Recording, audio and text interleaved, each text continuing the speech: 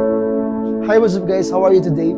Anyway, share ko lang na alam niyo ba na dito sa bansang Canada ay mga Filipino banyag or what you call this one known sa pagiging masipag, may pagmamahal sa trabaho at saka masinop.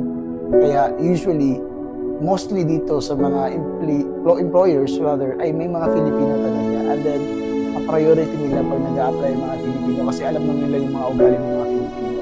Yan yung minimaintain natin dito na standard na yung mga Filipino ay syempre pag may trabaho binibigay sa kanila, ginagawa talaga yung best nila para magabukan na nito. Kaya sa Pilipinas, yung mga gustong pumunta dito, don't you worry guys kasi maganda yung imahe ng mga Filipino workers dito sa bansang Canada kasi binavalue namin yung trabaho. Alam niyo ba na other lahi ay very concerned with regards sa oras kasi usually yung oras kasi pag sobra na yung minutes, syempre walang bayad na yan. Kaya yung other lahi, pag oras na talaga, alis na talaga yan. Unlike Filipino, hindi masyadong ganun ka-concern sa mga minutes na sobrang ng trabaho. Dito kasi, per hour yung bayad, kaya ganun yung mga workers dito sa mga ibang lahi especially.